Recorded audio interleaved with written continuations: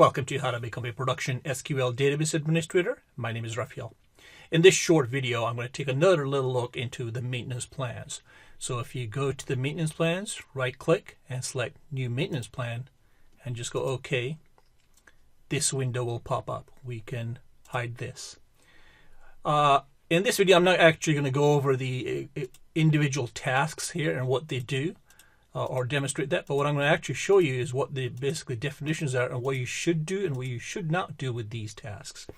I'll have provided for you the quick synopsis of each task, and we'll go over briefly what they are.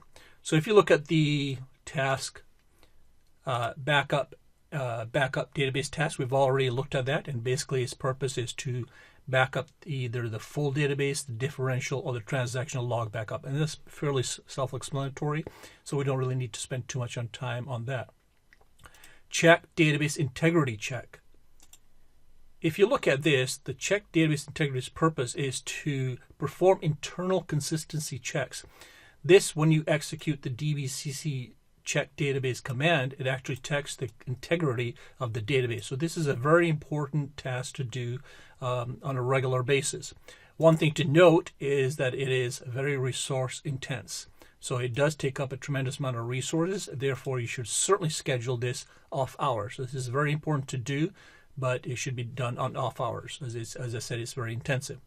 It should be done on basically a regular basis. And what I mean by regular basis is some DBAs do it on a daily basis, having a job that runs on a daily basis, or certainly if 2-3 days, if not a week. So this one is an important one to have and to conduct.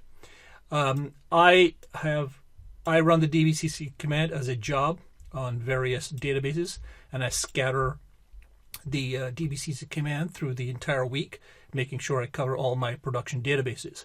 And since my databases are relatively large and this is resource intensive, I can't set them up on a daily basis for all the databases at once. So it's important that you scatter this also. So take a note of that. Let's look at a couple other ones that are important ones. This one's important also, shrink database. Shrinking a database is very poor practice in the SQL world. Don't do it. That's all I really want to say to this. I unfortunately have seen many environments where they don't have a DBA and they have an accidental DBA or someone in the IT department who's managing the databases. And one of the things they're utilizing is this task to actually shrink the database to manage the size of the transactional log or the database log. And this is an extremely poor practice in the SQL world, and it's frowned upon. And there are many, many articles written against this procedure, and I certainly would not recommend you do this. So do not even try to do this task. It's, again, poor practice. I am going to have a specific video just to illustrate what happens when you shrink a database and the performance issues that it causes. So bottom line is, don't use this task. The other one I want to talk about, just a couple more actually, is the notify obviously operator.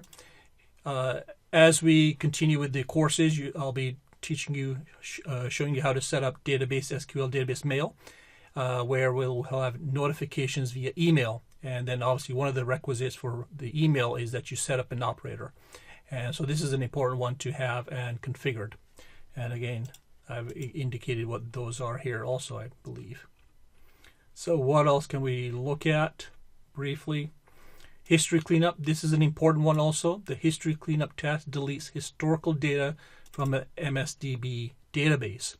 As you'll note, as I've noted and pointed out to you, that SQL database right here under database, under system databases, you have a database called MSDB. And if I expand that and expand the tables and the system tables, you'll notice there's a tremendous amount of tables here that have historical data regarding backups, log shipping, all this various system data. You got the job, the accounts, and so on. So this can get quite large, and we want to execute a task against this. But again, make sure we size this properly also, so we're not concerned about using these various tasks. So the bottom line about this video is that there are certain tasks that we can use and there's certain tasks that we should stay away from. And in the production world, as I'll point to you, we'll be covering all these tasks, but in a different way using the SQL agent and various jobs that'll be coming in the coming videos. So that's all I wanted to say about this. Is just make a note of this. I will provide this for you so you can have a quick understanding of what each task does and its fundamental synopsis of definition. So I think I'll just leave it there because I really don't want to spend too much time on this. And then my next videos, I want to devote time to SQL agent and understanding its function. So my name is Rafael, and this is how to become a production SQL database administrator.